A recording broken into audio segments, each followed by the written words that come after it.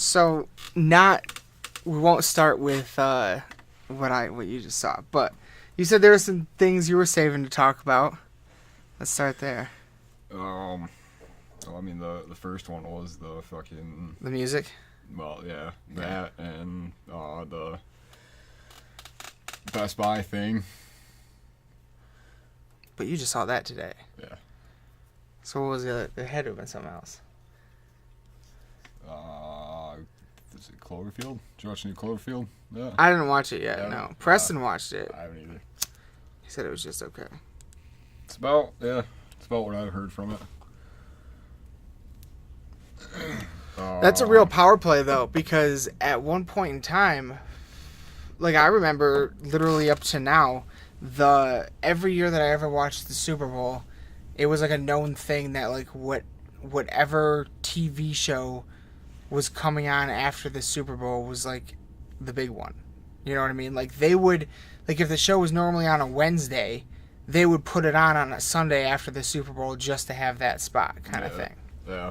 And then Netflix whomps out its big fat dick and fucking slaps it on the table and is like, yeah, no, you're all going to come and watch Netflix after the Super Bowl this year, bitches. Yeah. Like, that was a power play, I think, on their part, kind of, just to see, it's a good barometer for them to be like, let's see where things are at. Yeah. You know what I mean? Like, because most people are going to be watching it anyway. So it's a J.J. Abrams, you know what I mean? You have a huge name attached to it. Yeah. Like, wild. It was wild. I wonder, but Netflix doesn't release numbers ever, so I don't know. We can't find out how good it did. Yeah. Yeah, I've heard some mixed things about it. Like you said, I never saw the second one, but All right. the first one's still really hard to watch to me. Why? Just the way it's shot. How shaky it is. Yeah. Yeah. The handy cam shit. Yeah. Some people don't like that. Yeah. I mean, it's cool. It was a good, like, first movie to kind of, aside from, like, I think the only other movie was, like, the Blair Witch Project, to do that sort of thing up to that point. No, Maybe a I'm whole wrong. bunch of shit was being copied by then. I think Paranormal Activity was already out. At least one of them. Yeah. Well, that was a little bit different of a... Well, no, because there was Quarantine. Quarantine. Yep. It was sick. I remember that one. I saw that in theaters, I think. It's fucking, Deb. Whatever her name is. Dexter. Oh, his sister. Yeah. Hell yeah. I thought you said there was something that you wanted to ask about, but you never said what it was, so I don't know what it was. But, well, here's fucking, we'll start here. Okay. So you were just talking about tours. Yeah. And how a whole bunch have been announced recently. And obviously, I mean, in terms of the meta world, like, the biggest one is definitely the Slayer final tour. However. We got two of the big four on it. Yeah. Fucking Behemoth, like, which is amazing. Yeah. You could argue that Testament was, like, I'd say, like, Testament and Exodus are probably the two, like, outside the big four that probably could have been considered. Yeah, maybe. Yeah. They're definitely thrash. Yeah. And then you got Lamb of God, who, like, the first time Lamb of God toured with Metallica, they stopped at the Joe Louis Arena. And I remember reading reviews of that show after it happened. And I saw an unbelievably large amount of reviews of just people that went saying, literally, I've been listening to Metallica for 30 years. Never heard of this Lamb of God band. And they were fucking better. Live, at least. Yeah. Like, there's no question Lamb of God is probably the best touring metal. Like, in terms of the metal with no theatrics, no stage show in terms of, Iron Maiden level kind of stuff, or even Ozzy level stuff, like Metallica level stuff, like it's just a cut dry, raw, heavy metal. They're probably the best touring one right now. Like, they bring the most thunder.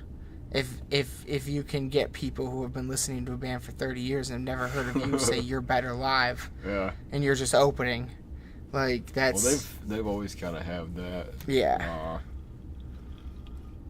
That sort of, like, reputation, I would say. Absolutely. I remember watching that Walk With Me in Hell, or whatever it was. I'm talking about, like, playing for Slayer and stuff, and by the end of it, it was a crowd for them, not necessarily Slayer, which is... And for Slayer, who's kind of, like, regarded as the Godfathers, like, for them to have their final tour and have Lamb of God as their opening act, they're kind of, like, saying, all right, this is it now. Yeah. Like, yeah, I can see that. Handing the torch. Yeah. Is that... Aren't they doing 2 dates in Michigan? Or just the one? What? I thought they were doing two stops in Michigan. Seriously? Maybe. I don't know. Well, we're going to have to I could be wrong this about very that. soon, because I was only aware of one. Oh.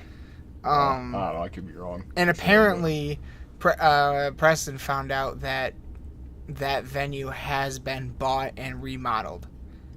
So it might actually be cool now, as opposed to the shithole that I went to. Is it like the... I mean, it was Freedom Hill. Freedom Hill Amphitheater, but now it's like something Freedom Hill. Yeah. Or something.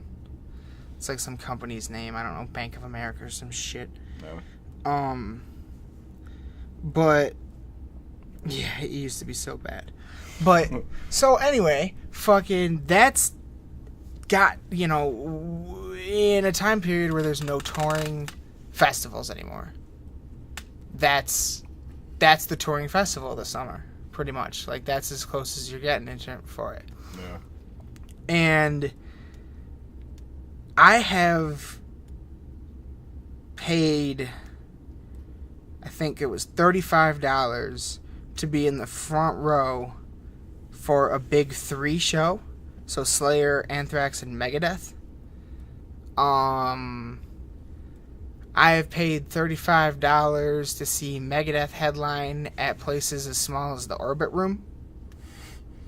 I think a ticket to Gigantor was only about $40, if that. 20 probably for lawn, which is what I would have gotten. And Anthrax I've pretty much just seen at the big festivals. I've never seen Anthrax headline. Yeah. Lamb of God, I've never paid more than $40 for a ticket to see them headline, and been front row pretty much every single time. Yeah, I've seen every band on this bill. Most of them I've seen headline. None of them have I ever paid more than, say, $40 to go see. I mean, that's fair, especially for a show of that size. And right, shit, you know right. what I mean? Oh yeah, absolutely. And tickets to this show coming up in the summer, lawn tickets were like $25, I think. They went on sale on Friday. By Saturday at 1 p.m., they were sold out. I don't know when exactly they sold out, but by then they were sold out. Here's my thing, bro. Because when I got on Saturday to check them again, and I was probably about to buy one, all I saw were lawn tickets, which I had saw there yesterday for $25, were now $75 for a lawn seat. And I was confused by this. That's when I learned of Ticketmaster's new fan-to-fan resale feature. And I was just, before we started this, I was just like looking up kind of like the learn more section about it. And I have found absolutely nothing that is explaining to me how this is different than electronic scalping. That's kind of what it sounds like. It definitely feels like some people bought a fuck ton of tickets, trying to resell them at higher and got on. Now there's probably like Ticketmaster has probably implemented rules like maybe $75 as much as you can possibly charge for that ticket in particular, or something like that. I don't know. I've never tried to do it. No. However, I don't see any difference here because there's nothing stopping people from buying a shit ton of them and then reselling them at a higher cost, which is all scalpers do. Oh. I don't see how this is okay. I'm very confused by this. Never is the first I'm seeing it. I'm very confused by this and bothered. So, I mean, you know, because to me now it's like, so now I have to worry for every $25 show I want to go fucking see, or that someone's gonna come and buy all the tickets and try to resell them for $50 fucking dollars. Like, what the fuck is that? That makes no sense to me.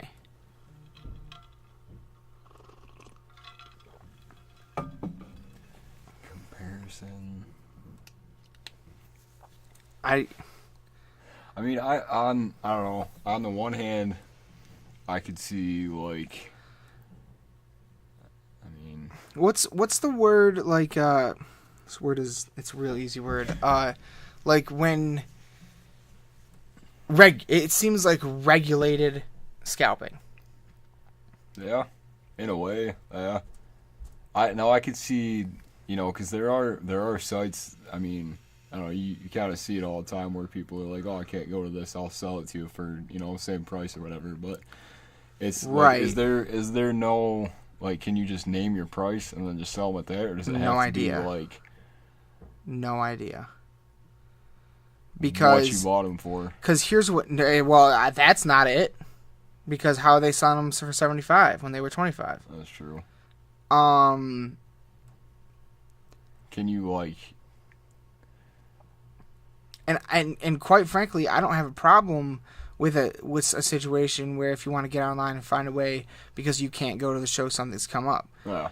But the show sold out, and then the next day, people had shit out. So there's no question that people are fucking around here. Like, not even sold out and stuff. Let's just. If you have the money. I'm curious. Let's see. Well, here. Yeah, it's yeah. Let's go to Slayer's show.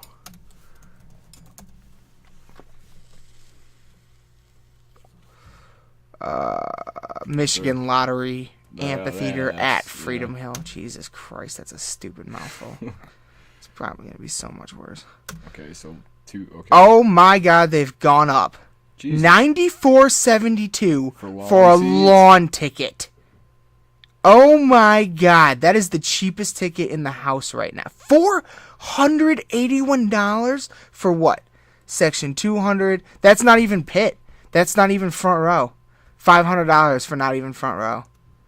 Best seats. Fuck. General admission's only $228 still retarded.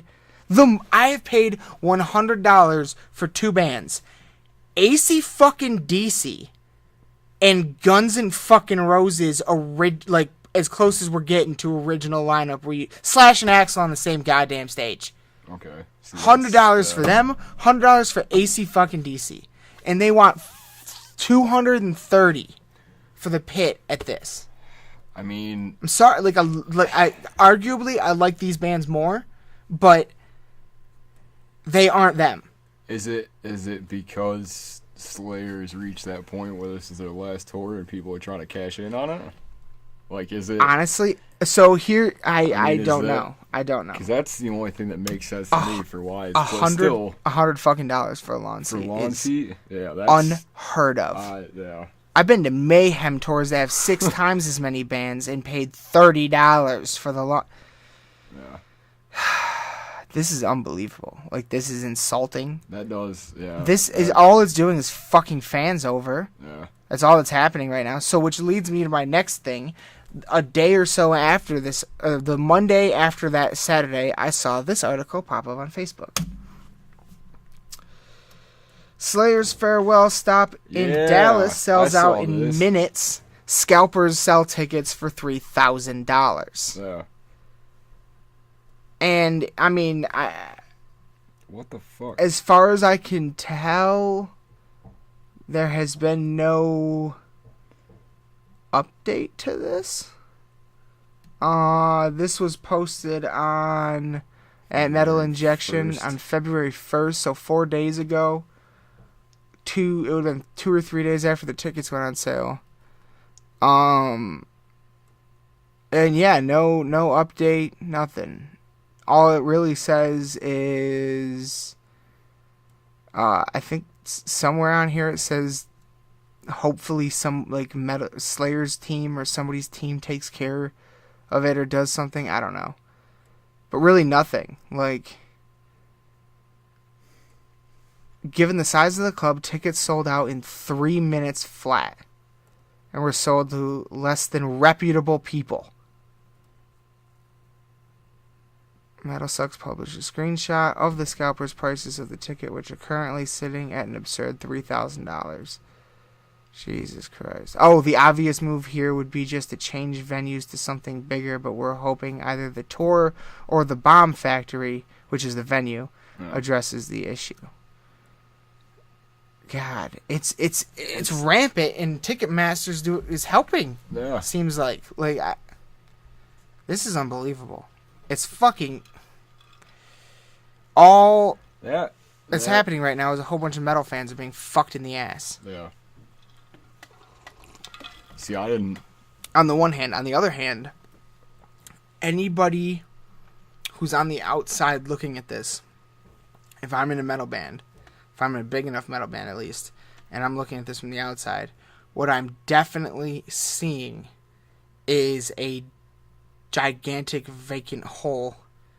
People clearly want shows like this, and they clearly aren't happening enough. So what I do is create the next festival or something. You know what I mean? Like, Yeah. 'Cause this is getting insane. Unreal, dude. What the fuck? Like.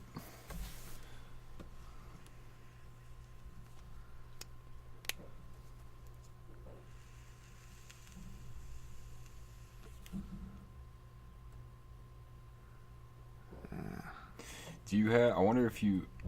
I'll even. No, you don't. I was gonna say, I wonder if you had, because there. I mean, the only way that I see it changing is if well, standard verified resale ticket. None. You unclick that and they're gone. All tickets are gone. How is nobody talking about this? I don't know. How, like. I don't fucking know, dude. But it does show. What we just saw is. What is today? Saturday? What is today? Today's Monday. Monday? Okay, so 1 week ago today, the lawn tickets were on, or 1 week ago Saturday, those lawn tickets were on there for $75. Now they've gone up almost $20. Oh. So clearly there's not. I mean, I don't know if it's set your own price or not, but there's something. I don't know. The only way that I see this changing is if you made it so that you can only buy so many. Well, I mean, even then, people would still be. That doesn't have anything to do with. I'd say if you can like regulate how many somebody buys, you know. But even then, it's like to sell them at that price just because you know you have extra or you bought one extra and you just want to make some money off it. It's insane. It is bullshit. Yeah. Those people paid $25 they're making $75. Yeah. I take it. Yeah. That's ridiculous. And Ticketmaster's just cool with it. They're letting the it fact happen. that They created a part of their website for it. It's on their website. They're not even. They're advertising it. Like it's part of their thing now. Here's your scalper section. Yeah, pretty much. Like there's no. And let me be real clear. This is not DTE. All right, like I don't care how much you fucking remodeled this thing. Like, Yeah. You still had the I know the canvas you were working off of, okay? Like, I know it ain't good. It's not good. There's no way they changed it enough to make it. Man, I don't know. It really, like, on the other hand, I do think it does sound like maybe someone, you know, who it had to have been is Slayer's booking agent, probably, just screwed the pooch on this one. Like, just put him in nothing but small-ass venues. When this could have been at DT and sold that place out. That's kind of what I'm, because I haven't really and looked at the the bomb stops factory. But yeah, look at how fucking small it is. Yeah, they said it was like a 3,000. Go up to the top part real quick, because they were talking about top. Right there. 4,300 people seems like an odd choice considering all of the artists together could have easily drawn way more than 4,300. Yeah. Yeah. Let's see. Okay, here. Let's go. Oh wait, hold on. The tour is hitting a pretty large venues like this place, which has a capacity of 17,000 people. All right. Well, okay, here. The Fillmore Detroit capacity. Let's see how big that place is. 2,200. Oh wow. Really? I thought it was bigger than that. Okay, so it's about double the size of the Fillmore, and it sold out in minutes. There's no question they could have sold out DTE. Yeah.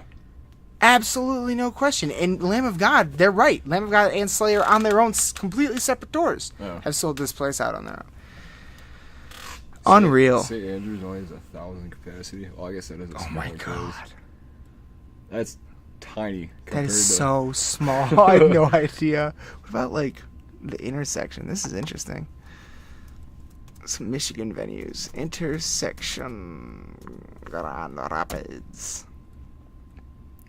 4,800 people? Wait.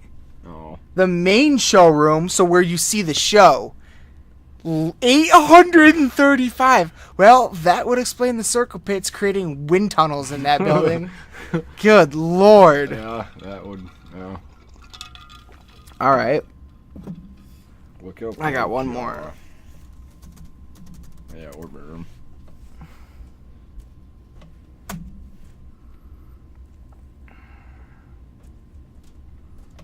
Does it say? 1,800. 1,800? Orbit room capacity 1,800. Oh, wait. Which one did I just search? The intersection? Yeah. Because the okay. The intersection is just like one big room. It's one big, yeah. I was thinking that was the orbit room for some reason. Yeah. So no. Compared to the orbit room, which has like, you got like the bar in the back and stuff, yeah. and then there's actually separate rooms. Yeah. Very interesting. I did read somewhere that they're opening up 2 new venues in Grand Rapids, I think. Well, they're gonna have a lot to compete with. Yeah. Because of this place. The 20 Monroe Live is hot. Yeah. 1,700 people. I like that venue a whole lot. Yeah. I really, really do. I want to go back there. Yeah. What do they got coming up? They have some knockout shows. Actually, there is one that I'd be willing to go to just for a fun night.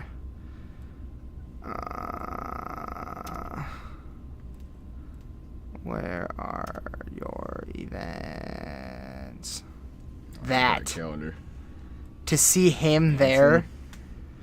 If you've never seen Marilyn Manson inside, then you've never seen Marilyn Manson. Outside, he's shit. I don't even like watching it. But inside, it's a whole nother level, dude. It's amazing.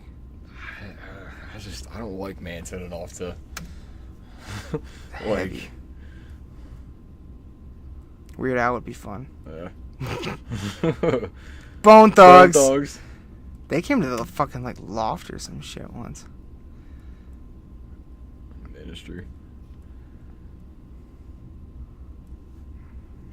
Jack White. But honestly, I love Jack White, but I would much rather see the White Stripes together. Tech? Yeah. Oh, yeah. June 8th. Tekanina? Jeezy? Bone Thugs is... Oh, no. That's as far as it goes. Oh, no. But I doubt they have much all the way out to June. Oh, Couple. Nothing I've heard of. What I kind of... Yeah. I don't fucking know. And what better of a way to see, like, the capacity and, like, how that place is going than to see fucking Lamb of God and Behemoth there. Like that was, oh God, like everything about that was amazing.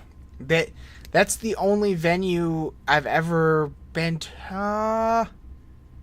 No, there is one other one, but it's different. That's really the only venue I've ever where you walk from the the entryway into the main floor where the show is going to be, and you can hear the difference.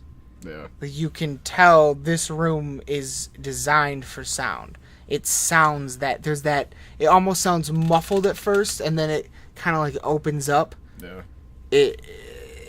There's no other place except for the I think it's called the Masonic Temple in Detroit, where I saw the Trailer Park Boys. So I wasn't there for music, but like when I entered the main room, it was that same effect. No. But that room was a lot bigger than the Monroe Live, so the Monroe Live had a stronger effect, I would say. Plus, I think just like the sound wise there, because like there's certain places that you go for like shows like that, and it's just like you just get pummeled the whole time with like sound and shit. But the whole time, like you could hear everything. It wasn't. Every note was crystal clear. The thing I don't like about seeing Lamb of God the most at DT or at the Fillmore, his mic is never loud enough ever. You can barely hear the vocals over the music. That place, everything was crystal clear. Yeah. It was incredible. It was incredible. Probably one of the best set lists I've ever seen him play. They didn't do any of the slow songs. There's some deep cuts on that too. Mm-hmm. I was thinking about it earlier too. That Bodum show, they played the deepest cuts. Like they didn't play like any of the big songs, but like every song they played, I still knew and loved. Like. See, I don't know. That wasn't the greatest time that I'd seen them, just because like I'm not a super big fan of their earliest early stuff. But to see them, I mean, it was a different venue, so that was cool, and it was just they just kill it every time. Yeah. So it's always entertaining to watch. But I would say, in terms of performance, that might have been the best time I ever saw him. In terms of set list, though, I think the time we saw him at St. Andrews was that it wasn't like we were like up front. Yeah, we were like on the corner of the stage. Yeah, that was. Dude, they had every song that I wanted to hear. That one, like I was like, oh my god! Except I don't think they played Lake Bodum in that one, but they did at the most recent one. Yeah, and I love that song live. Oh my god. Yeah. I was bummed that they didn't end it with Hate Crew Death Roll. I was hoping for at least that. Yeah. Once we were getting to the end, I was like, are they even going to play In Your Face or Hate Crew Death Roll? Nope. Didn't matter though. Like the other one, I think they played Bodum Beach Terror, and I love that fucking song. Also the time we saw at Mayhem Fest was sick too. The second, on the little stage, I saw him once at the Intersection. I think I've seen him twice at the Intersection, actually. Yeah, I have. They're really, really good there. That's a fun one. I think they do a lot better at, like smaller venues, like smaller rooms and stuff. Now, that's not to say I definitely think they would be just fine in place of Testament on that Slayer tour. But if you're just like not to the same extreme at all, but kind of like Marilyn Manson, you really got to see him inside and up close. I would say that about almost any band though at all, honestly. I don't know. I think the only way to see like Maiden is in gigantic places. Is in a gigantic place, but you got to be up close. Yeah. God, I hope they come back soon. Yeah, if they ever come back, and we got to be on the floor. Yeah.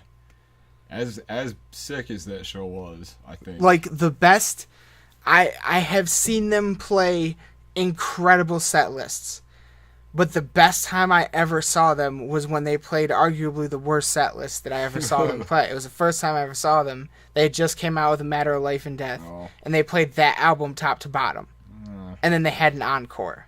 Now the encore was fantastic. I'm pretty sure it was Iron Maiden, 2 Minutes to Midnight, and Fear the Dark. So I did see Fear of the Dark. And that was unreal. Yeah. But that's the only time I ever saw him up close. And because it... Oh, my God. It was unreal. I will say the fact that, like, the seats were where they were at. And, like, we could just kind of see everything without having to, like, personally, for seeing them for the first time, like, and just being able to just watch it. Yeah. Just sit back and watch, take it in. Was awesome. Yeah. You actually see everything. That is the one thing, is that when I was down there on the floor, it was sometimes difficult to see certain things in parts of the stage because of how crazy it was. But, God... I want them to come to that little fucking Caesars Arena so bad. That place is so cool. Yeah. And we gotta be on the floor, in the front row, hands on the stage. Bruce Dickinson. Spit on me. Spit on me. Sweat on me. Oh my God. God. I really hope they come back soon. That would be fantastic. Because quite frankly, with this show out of the picture... There's nothing big that I want to go to. There is, well... The small ones. Yeah. Nothing like, There's actually a handful of small ones. Yeah. But so, Parkway. Get your fucking Parkway ticket. Because that's going to be the best one. When is that? Like May. I think like May 29th or something at the intersection. That is going to be a really good show. Them at the intersection is going to be sick. And then there was... God. Oh, yeah. There's one everywhere. And they still haven't announced the fucking... who they're coming with. Yeah. So that'd be cool. There is... I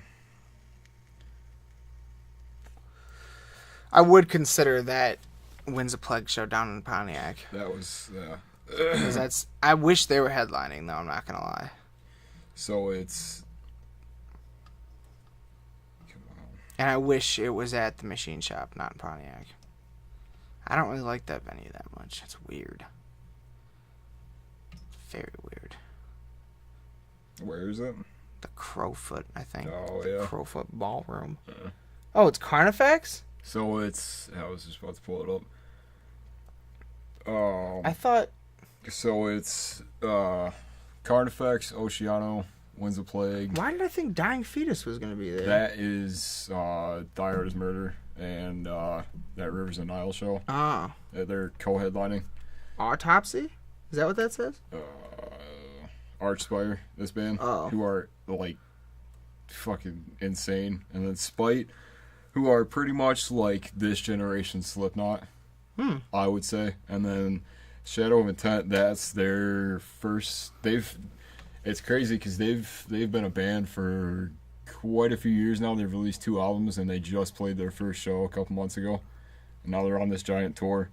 Those are the only 2 bands that I'm not really too sure of. Widowmaker is sick. They're like, deathcore or whatever. But Oceano's really good. I've never seen them live. And then Carnifex, the only time we saw them was with Delta Driver. And it was at Harpo's, and it was kind of a, Winds, though. Yeah. Winds would be good. That one is fucking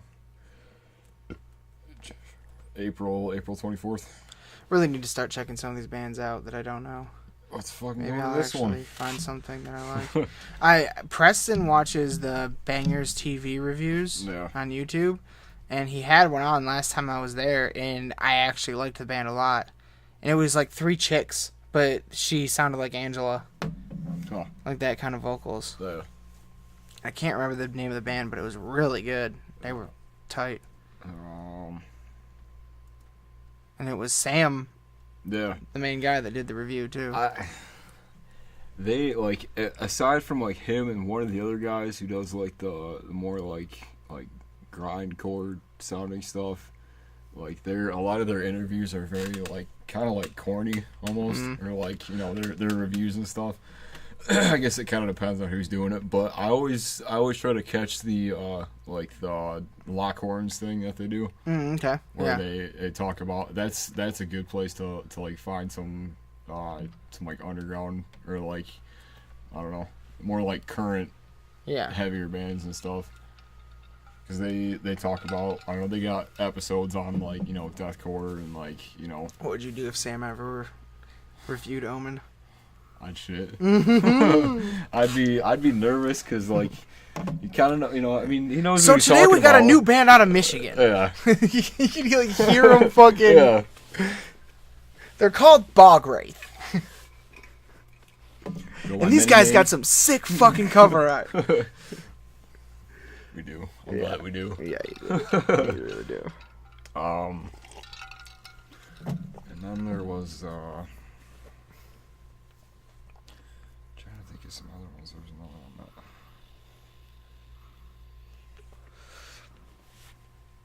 that... Yeah, that Dying Fetus, Dyer's Murder show would be sick.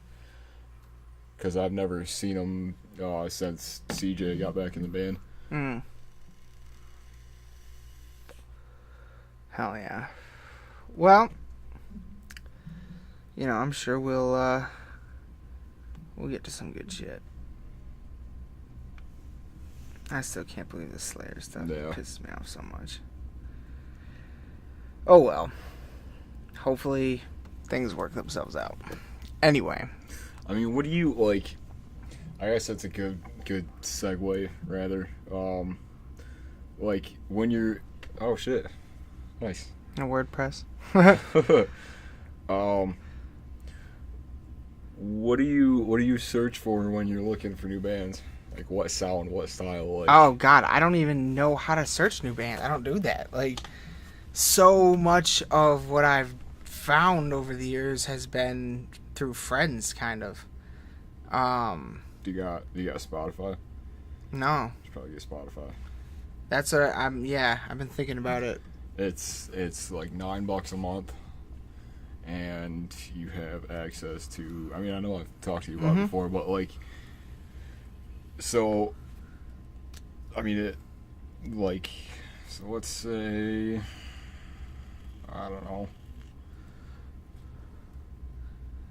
Because, and the other issue is when let's say, okay, there's some service where you look for a band you like and then you can see all the stuff related to it. Yeah.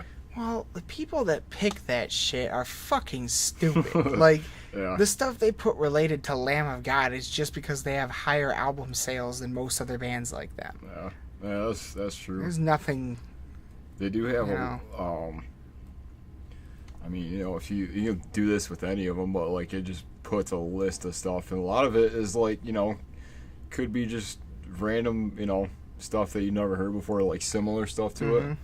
And the other thing that I use a lot is because they have it broken down by genre and shit.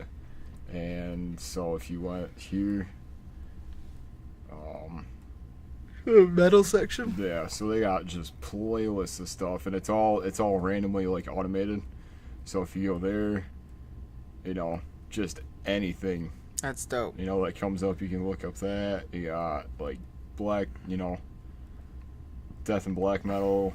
You got your power metal, Slaughterhouse favorites, which is like grind stuff. And I have, I use the Alexa at work, and because of that, I have found one band that I liked, but they're a silly band, so. Who's that? Ailstorm. Storm. Yeah. Because I was just sitting there one day by myself, and all of a sudden I realized the music from behind me is just going, "We are here to drink your beer, Yeah. steal your rum." I was like, what the fuck is this pirate ass metal music?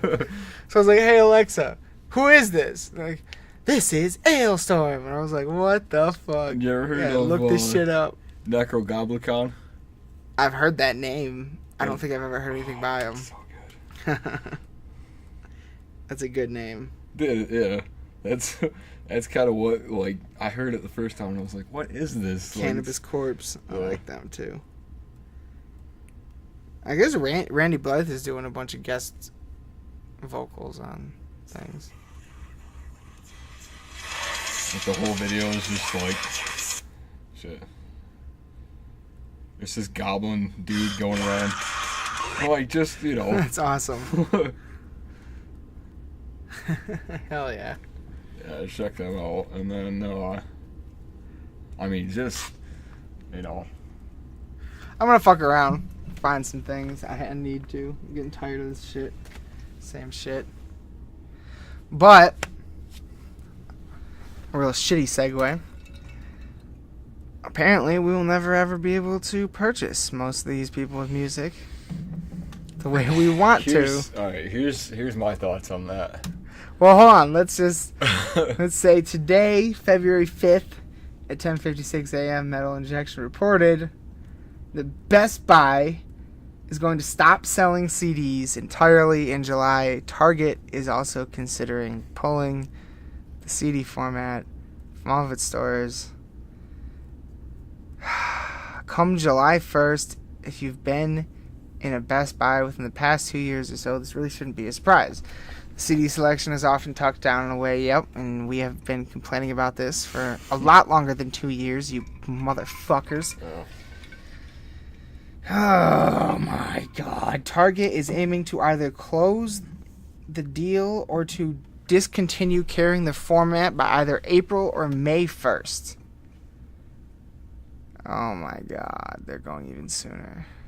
As a collector of CDs, I personally would be quite bummed if this was the true beginning of the final end of the CD format. And it is. Yeah. It is. It's been the beginning of the end for a while. This is the end of the end. Like, I mean, it's going the way of, well, to a point, it's going the way of like physical movies and like DVDs and stuff.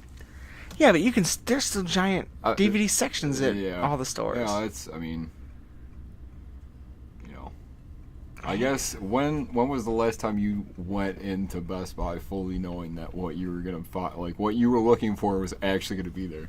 Oh, long fucking time, right? yeah, a very long time. Yeah. I mean, yeah. Here, like, so, I mean... I'm not saying I didn't see it coming. Yeah.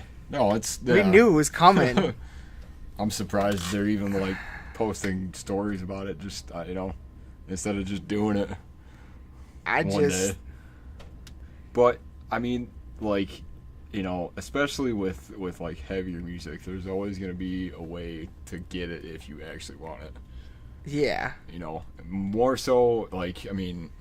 Amazon's kind of becoming, I mean, you know, it does kind of kill the excitement of going and finding something, or like getting something first day it's out or whatever. Yeah. So now I have to wait a few days every time a new album drops? Yeah. It's been out for days. Yeah. Even like Eminem. Yeah. You're not going to carry the new Eminem CD Best Buy. Yeah. Are you serious? Really? Like... Yeah. I don't know, man. I mean, we knew it was coming. It just... It seems like... I mean, yeah, I don't know. Like, there's no way you're getting a CD anymore. Yeah. How do you... What's fucked is, like, even like FYE. Yeah. Is like their section is their last time I was in there, their vinyl section was bigger and had more shit than their CD selection. I mean, so I just don't like why. I mean, Man. it also like it also kind of comes down to the whole, like, you know, the whole streaming thing and how easy it is to just access it. But I don't know, the other side of that is there's no, like, physical format that you have anymore. I mean, I don't know, I personally, if I like something enough that I've heard that I've, like, streamed or whatever, I'm gonna find a way to buy it. I mean, here's the deal. Yeah, but if you, I hope what this does, let's make it so every time an album comes out that I want, the band is releasing it on their website. And if I buy it from their website, then I also get the free download. Yeah. That way I can listen to it day of, and my physical copy comes in a couple of days later.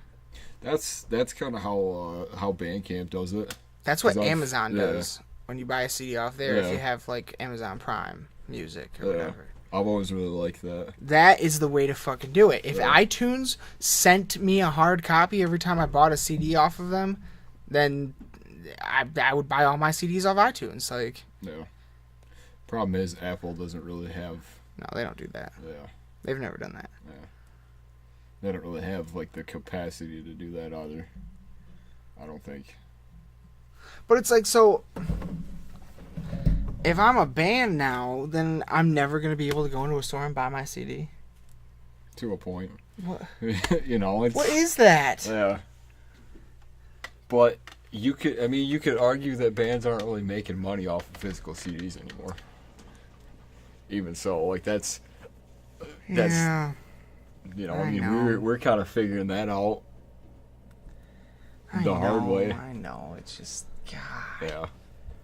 It's tough. I don't know how else to do it. I don't know how else to get music. Like, No. I don't like downloading shit at all. No. I don't do that.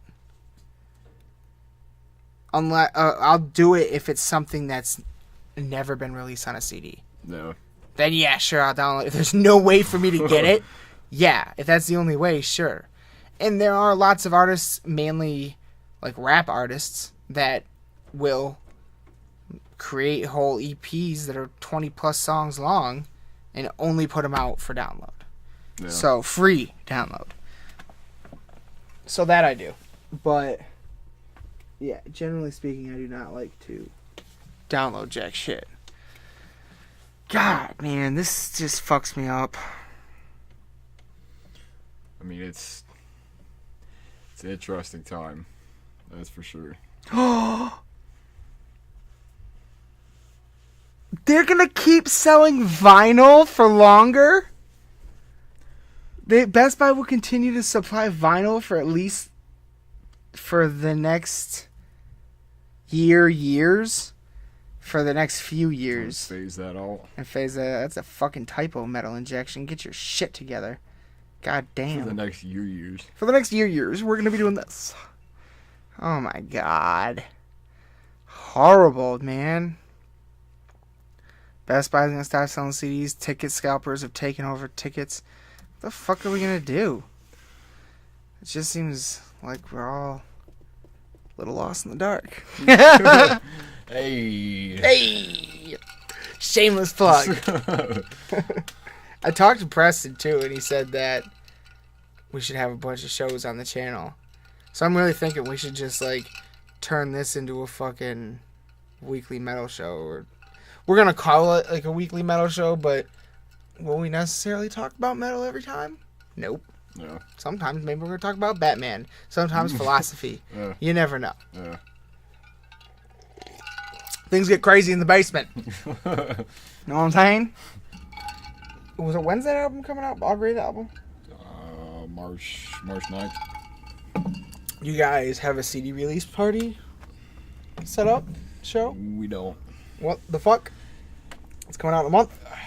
Yeah. We just like to put that. I mean, for if we were gonna do it, I mean, we kind of talked about it, and I'm kind of bummed about it that we're not doing one because You really should. yeah.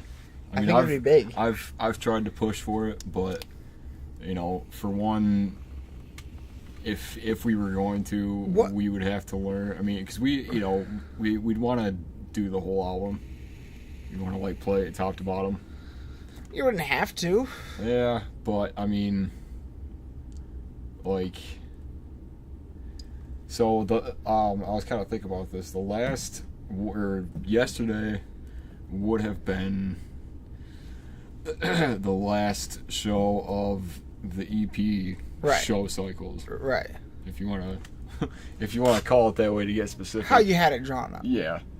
And so with this one, because we figured, like, so why, you know, I mean, we'll still have, you know, we'll still throw in a couple older songs, some of our, like, the stuff that we done videos for, and, like, you know, but, I mean, when you see a band that, you know, is on their first or second album, but his stuff before that, they mostly play the newer stuff. Yeah. You know, because you're trying to promote for, you know, for the new one. And, you know, between actually trying to finish everything up and, you know, on top of, like, learning everything, it's just we kind of put ourselves in a box a little bit as far as, like, you know, for, like, a time constraint. And we're still trying to get, like, you know, merch stuff set up.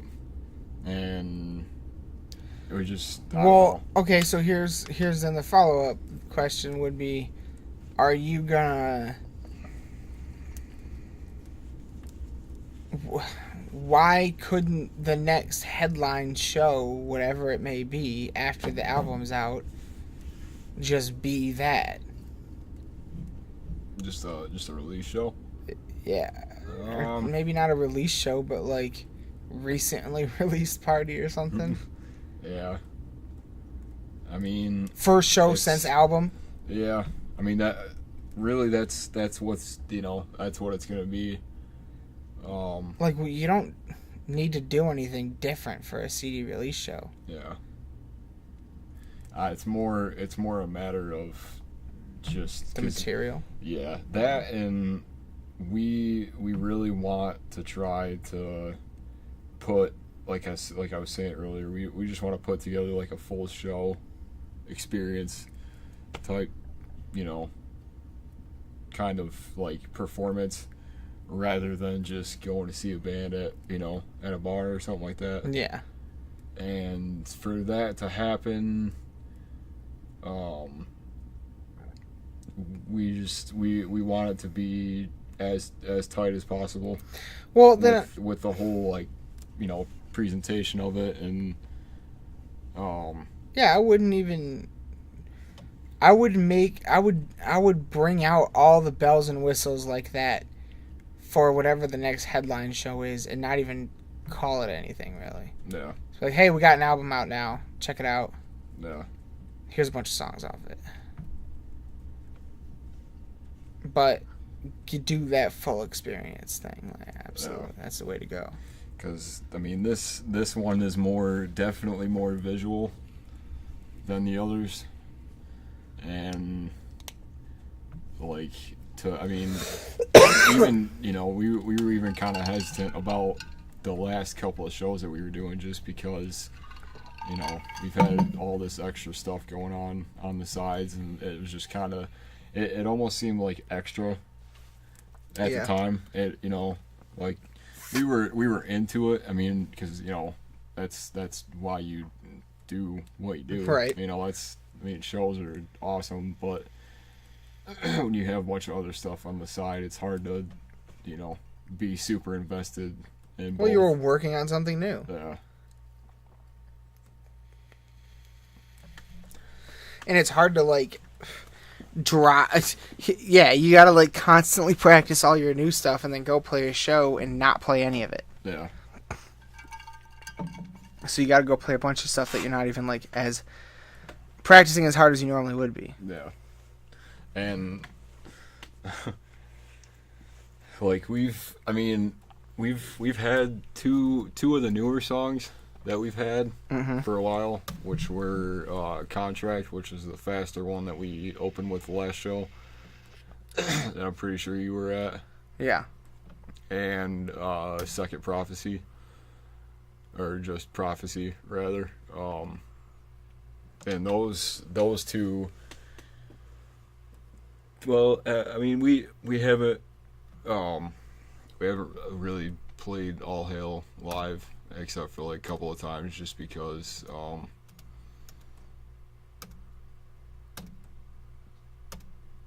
you know, it's we kind of, I mean, if we could have somebody do the other spots, like, you know, the guest spots on it, then we usually try to, because it just kind of adds to it. Yeah.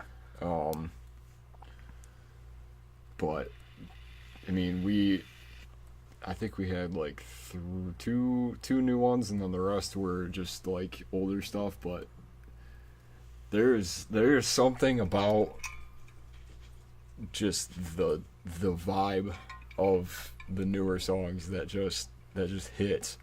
You like it more? Yeah. Like it's, not that, because there are still older songs that we play that that are, my favorites. I really like Shallow Grave, the older one, or the first song off Meyer. Mm-hmm. I've always liked the feeling of it and everything, and playing it live is just really like, it puts you in a mood, I guess. Oh, yeah. But I mean, just the newer ones are just really aggressive and just they're challenging. So hell yeah. I'm looking forward to it. But yeah, I've been a little bit disappointed that we're talking about not doing a release show, just because it's like, we're putting all this work into it and just kind of putting it out there without any. But I mean, at the same time, like, it kind of makes sense with sort of the direction that we're headed in with everything. Yeah. So, and we're trying to do like videos, and so you're trying to use this album.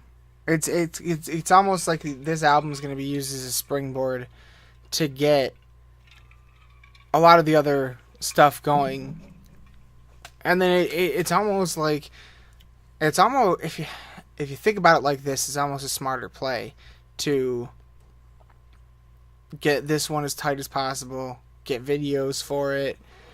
You're doing the release package thing. What is that, a pre-order you got going on or something? yeah. I should do that. And then, so people are going to get physical copies and stuff like that. So there's all that going on. And then once this drops, and then you drop a few videos, and then what you do, and then what you fucking do is drop this. So what is there a timetable for the videos to be released? Within like, are they done? Are they shot? no, we haven't. Okay. We haven't done any of them yet. We just kind of been planning for them. We're talking about doing like two actual like concept videos. Okay. I'm not really sure which ones yet, or what the concept is even going to be. Two of them or one of the two? Two. Okay.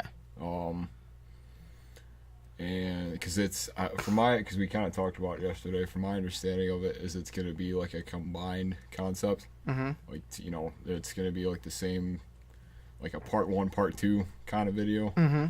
And then we're talking about, because I'm hoping that I can still, we can still do this, but I want to put out a drum playthrough on my birthday.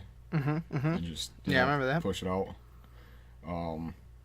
And with that, I was also kind of hoping to just film a bunch of shit and then just have like multiple videos and stuff that I could put out within the span of a couple months, so that while just like the album stuff is getting promoted and we're doing all that stuff, and then we're doing a couple of different like guitar playthroughs and just other things. So there's I mean, I like the idea is to hopefully, get all of this and do like a short tour by the summer. Including the 2 videos? Yeah. Have them out by the summer? Yeah. Like within the span of, because right now, like the only things that are really holding us up is just, obviously the deadline that we set for the, to have everything and to be able to put it out and stuff. And then from there, I mean, the next year is basically going to be just like promoting it and like putting out other things so that we can start hopefully, getting attention from, venues and other bands and stuff, and kind of doing it that way. One method that, obviously, any plan that is put forth should be constantly subject to change, because things change. You never know what's going to happen. Yeah. We talked about putting it out like February 13th. And putting what out? Just the full album. Oh. But that changed, and then the videos and stuff kind of went with that, so we've kind of had to, you know. And the touring a bit this summer with the album, very good idea. I'll definitely do that. Yeah. Releasing the videos this summer, very good idea. I would definitely do that. And if possible, I would line up a video release show. That would be very cool. And then, so you're talking, when you say short tour, what do you mean? Week, 2 weeks? Yeah, I mean, whatever. Something like that. Yeah, whatever kind of presents itself, I guess. Whatever you guys can make happen. Yeah, because the thing about it is, you know, I mean, we could go out with, like, you know, let's say us and, like, Recorruptor and, like, one other band, but, I mean, that would be a struggle. Like, it would be doable, but it would be a struggle to kind of, like, put it all together, especially for, like, a first time out. Mm-hmm. Trying to put all that stuff together is, like... And what I would... Okay, so right there's an example of subject to change. Yeah. Let's say going actually out on tour like that doesn't work out for whatever reason, then I would be...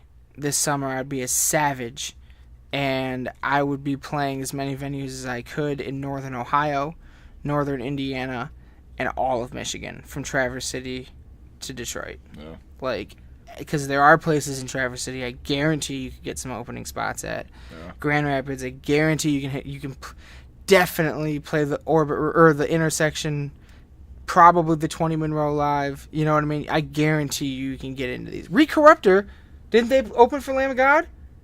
Someone you knew opened for Lamb of God. Withhold the Blood. Withhold the Blood. Right there. Yeah. Boom. Done. Yeah. Like, straight up. You can definitely play every venue in the state. If the tour doesn't work out, I would try to play every good venue in the state this summer. Yeah. You know what I'm saying? Because that, and I would go to Ohio and Indiana just to get some legs, just to get some travel legs under you, just to say I've played in a different state with this band. We've done it. We know we can do it. We've done it. Yeah. And then so that's one way. And then so now you got the videos out. You've either been on tour or been everywhere in the tri-state, this tri-state area, fucking by the end of the summer. Then from there, from let's say, I don't know, October to November, or I mean October to the end of the year, you know, have a couple random shows throughout the city, do your Halloween show, fucking A, maybe get on the Battlecross Christmas show if you can. That would be awesome. Yeah. You know what I mean? That would be a really great one. That kind of shit, while starting to pen some new shit. And then have something releasing next, not March, not a year from now, but like maybe May-ish, you know what I'm saying?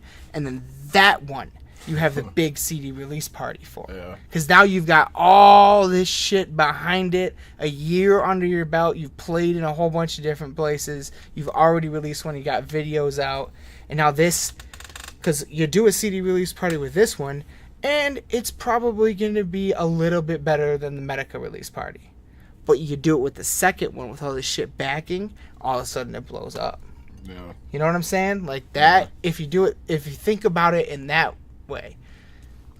We've kind of talked about, you know, doing that similar thing. And on the other, like I said, subject to change. For all you fucking know, Omen drops.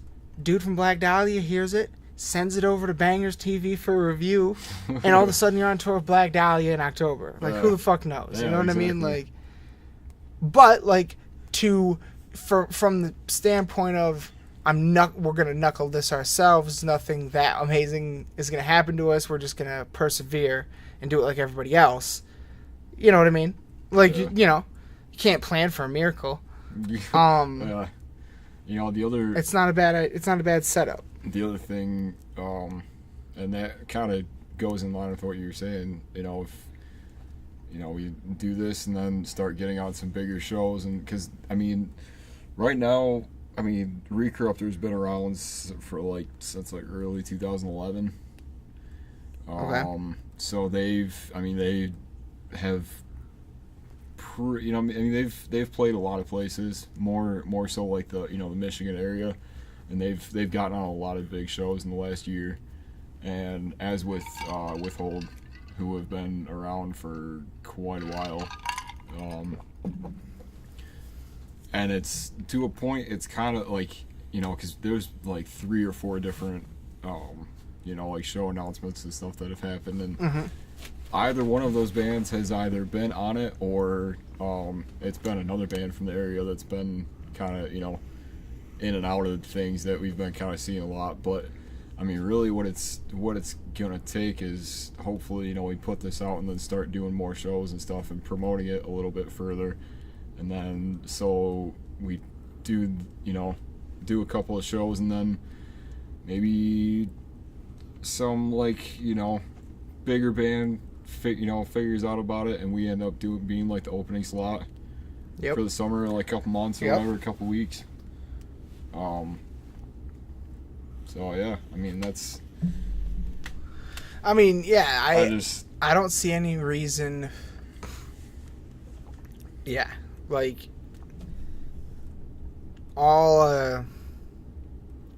because that one band from the area that we used to know, but now we don't know them anymore. That Hyporium band. Oh yeah.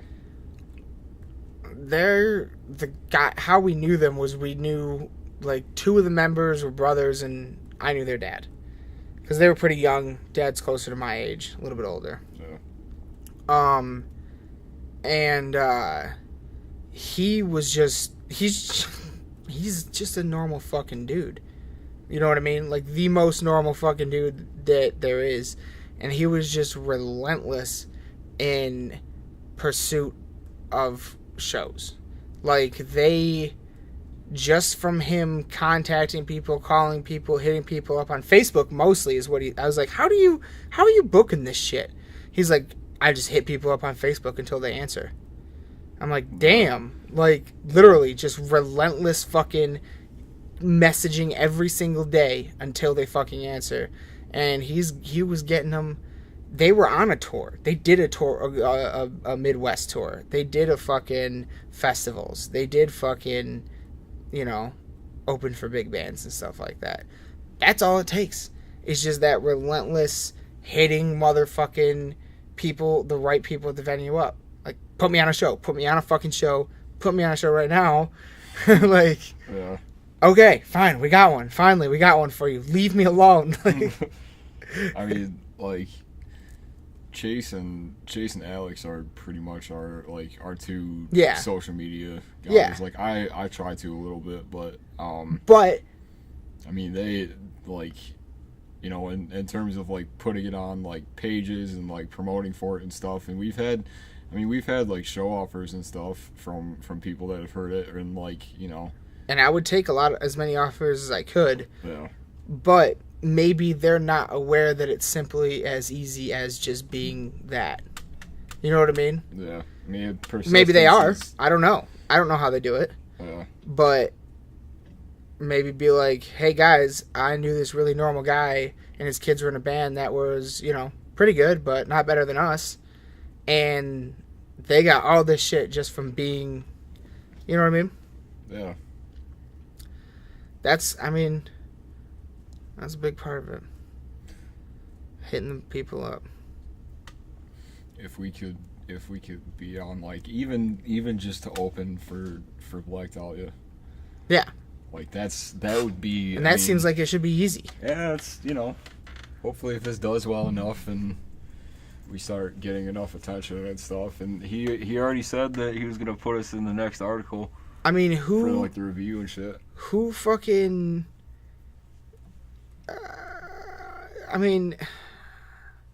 I don't know. Do you think Dahlia has sold more albums than Devil Driver?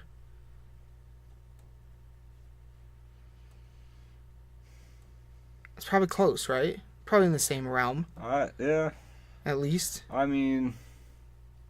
they're like the same like size in terms of like popularity, I would say. And Devil Driver does whole tours where every stop, every band that opens for them is a local band. Yeah. And they do that on purpose. Yeah. So, like, I don't see any reason why Black Dahlia should have any problem. No. Or anybody. Battlecross. If you were, I mean, granted, it probably wouldn't be a good mix music style-wise. But as of right now, there's no reason you can't play the Parkway show. Yeah. Dude, You know what I mean? that would be sick, too. It's kind of different musically, you know what I mean? Like, Yeah. you're a little bit, they're a little bit, but Yeah. it could work. I mean, there's, we're all fans of them. Yeah. And I think that's a big part of it. But, you know what I mean? How the fuck did No Life do it? All they did was find ways to hit up people. You know what I mean? Yeah. Like, Persistence. and they didn't even have the access that we have back then. And Facebook was brand new to them. They were all on MySpace. They're probably like MySpace fucking kings, though. Guaranteed. Guaranteed they were fucking huge on MySpace. That's how I found out about them. No, really? Yeah. Ha! Yep. See? Yep. That's funny. Whenever it changed its format, I gave up. It got stupid. Yo. What? Somebody just donated to our Patreon page. Hell yeah. That's sick. That's cool. Oh, dude. You know what you need to do is buy a fucking house. Because get this shit. So, if you have an LLC, which is super easy to get, they're like $100. But basically, it like copyrights your business name or whatever. Yeah. So, like, right now, I could, for like $100, get a Lost in the Dark LLC. All right? Let's say I had my own house. And let's say I had an entire room of that house just dedicated to this. That's the studio. I put up the padding on the walls. I do all the shit that I want to do and make it into my studio. Because that's an LLC and it's run out of my home, everything in it I can write off of my taxes. Yeah. And all of the electricity, heat, anything it takes to power that room, I can write off in taxes. No. I can basically write off part of my house payment. And not only is this 100% real, Preston found out about it. Guess how he found out about it? Gene fucking Simmons. Yeah. He heard Gene fucking Simmons talking about this shit. And then, since Josh just started an entire denture making lab in his goddamn basement, I said, "Have you heard about this?" He's like, "Oh, dude, not only do I know about it, it's 100% real, and I know doctors that write off almost their entire house on their taxes. Yeah. Almost don't have a house payment just because they can write it all off because they have a lab and whatever. Yeah. Or an office or whatever." It's funny that you say that because we've more so for like studio stuff. Mm-hmm. Since Julian's doing the whole Marshland Studios thing, which is pretty much out of their house, so we were talking about doing that. But yeah, I mean, You should create a Bog Wraith LLC. Yeah, That way your name's secured. Yeah. Nobody can fuck with it ever. Do you have a website?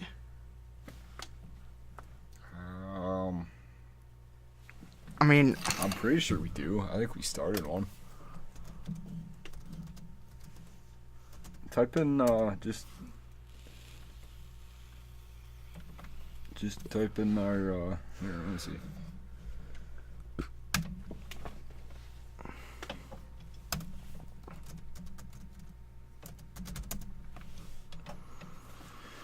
We do. you do? Oh, Bogwraith.com. Okay, so you do have that. type it in. I was going to say, do you have a domain name?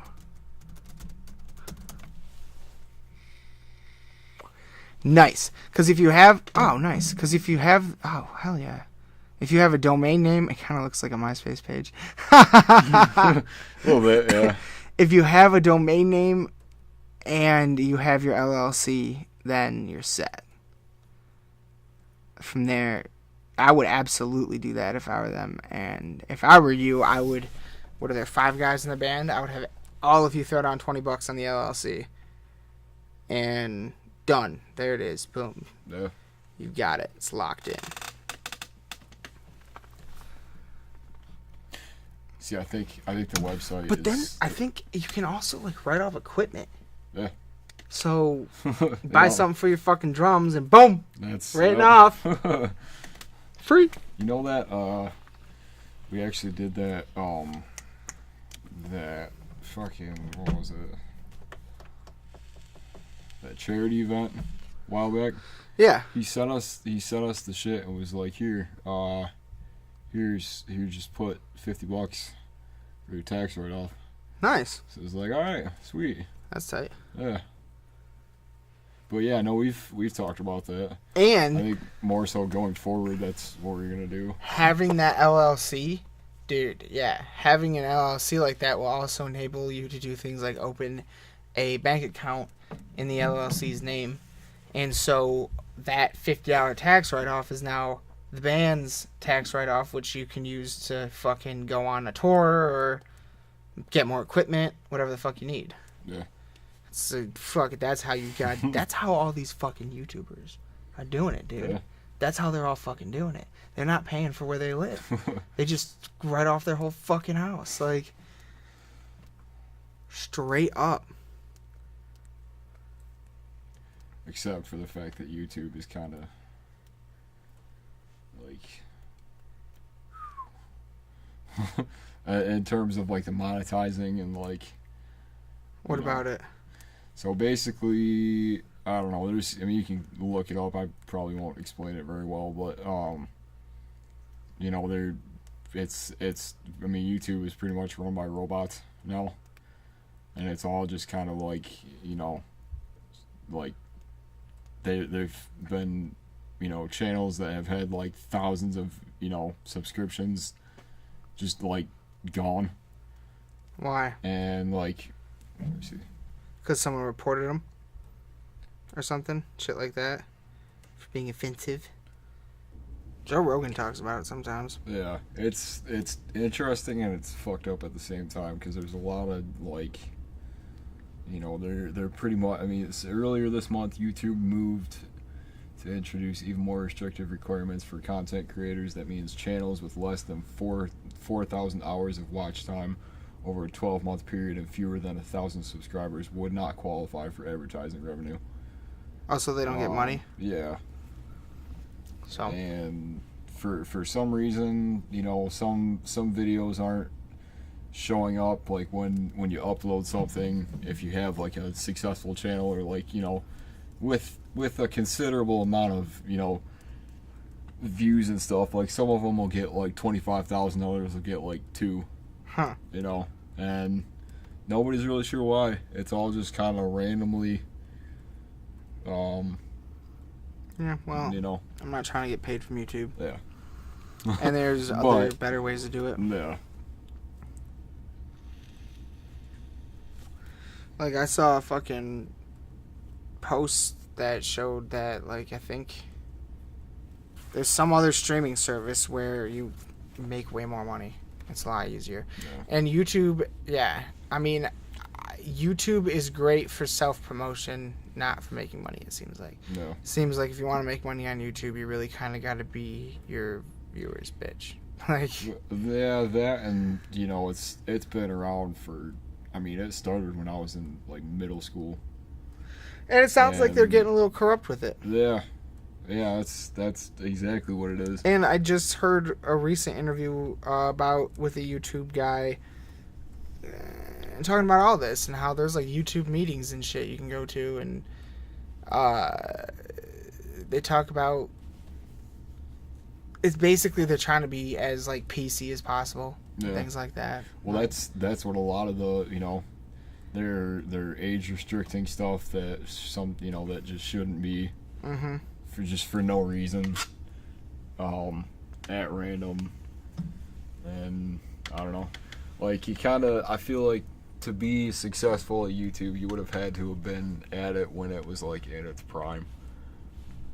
I think you can definitely still do it, but you gotta find something. You gotta find a niche now, Yeah. or you gotta have like a following from somewhere else, or something. I really like Twitch. Twitch TV. Yeah, and like that mixer thing that's on. Because you can just about do anything on Twitch. Yeah. There's like cooking shit and podcasts and all kinds of stuff, and it's we've actually talked about doing it, just like streaming like game stuff, and just like talking to people and having because it's just a way to connect with Absolutely, and it seems to be getting really big right now. Yeah. For a minute there, it seemed like primarily just gamers used it. Yeah. And now it's kind of branching out. That's what it started out as. Yeah. I mean, obviously there's gonna be people that just exploit it and that just do like just dumb shit. With it. Like that, there was a guy that sat on there and fucking, I don't know if he took donations or if what he was doing was going towards like a certain cause, but for like 24 hours he just sat and spun a fidget spinner in front of a camera. Oh my god. And on the 23rd hour he dropped it. It's actually kind of funny. There's like a whole video. I pretty much find it. I'm gonna find you if he like freaked out. No! It's like, what? Because he hit it and then just let go of it. And he's like, what? What happened? That's so funny. He fucked up. And the guy from the creator of Overwatch, that game, is pretty big right now. The new like league, basically. Yeah. Well, not really, but sort of the same thing. That's weird. He sat on Christmas Eve. He sat in front of the Yule log for 24 hours. Oh my god! And just by the end of it, he was like, "So I'm excited to announce for those of you that have stuck around for a long time, the new Overwatch character, this and that." And as soon as he was going into it, they on purpose glitched the channel. And he was like, "So there you go. There's the new." To like troll everybody. Dick. Yeah. I was like, "Oh, that's great. That's so great." That's funny. Me and Preston talked about what if we like we were talking about what if we ever like kind of did this live, and then that evolved into going like figuring out spoilers to like every movie in a movie theater, and then like on like a big premiere night or something like that, figure out the spoilers to that movie. We were like, how long before we get kicked out if we just ran in, unfolded a table, turned on the laptop, and started recording and doing like a live podcast about the movie that all these people are standing in line for, and we'll do like a live review. So we're just spoiling everything. And like at the beginning, like we fucking kind of turned to them like, "Hey everybody, we're doing a live podcast over here. Can we get some response in the crowd? Get them on our side, and then turn on them."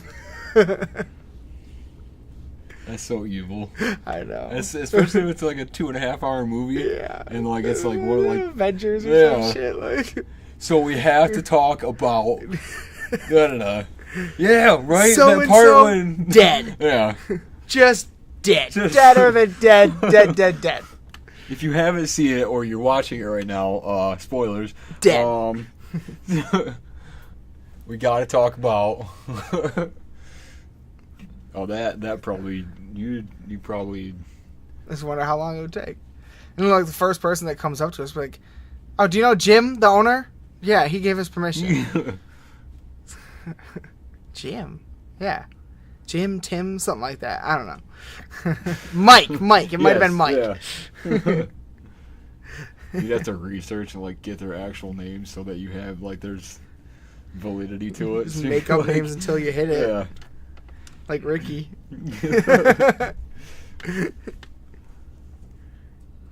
Oh, you talked to Jim? Oh, all right. Yeah, shit. I guess it's fine. Could you kind of keep it down? It seems like you're spoiling the whole movie for everybody. Jim said it was fine. Do we need to call Jim? I can call him right now. You want me to just get him on the line? That Black Panther movie's gonna be dope, though. Yeah, that looks good. I guess it has more. It's sold more pre-sale tickets than any Marvel movie yet. Yeah. It's gonna be enormous. Yeah. I think it's gonna be great. Skyscraper. Probably gonna be terrible, or not terrible. Just It's. you know exactly what you're getting going in, and if you don't, then come on. I guess that's the one thing. Like. If you like it, you're gonna like it. Yeah. But if you don't, So, hear me out. Hear me out. Hear me out. Okay, I could just like see them like pitching it to him like so. You're on a gigantic like what do they call it? Skyscraper. That's what it is. And there's turmoil and all this stuff. Turmoil. And, there's a lot of turmoil everywhere. Yeah, things are just dripping with turmoil. Yeah. And just like but it's called Skyscraper. Like, what do you think? It's like you gotta jump a lot. There's gonna be a lot of looking like you're going to fall a long distance. Yeah. A lot of falling. You're gonna do falling, just not that long of a distance. Yeah. Yep, that's that movie. It's gonna be great. Have you seen the fucking the guy that does the drum covers of like the let me show you. I've seen a drum cover guy. My favorites though are the harp covers. Oh yeah. Wait. Like Iron Maiden Oh songs on the harp. yeah. Those are sweet. Those are sweet. I like. Ah, shit. All right, let's call this one. I think this is good. All right. Yeah. All right. Till next time. Ring.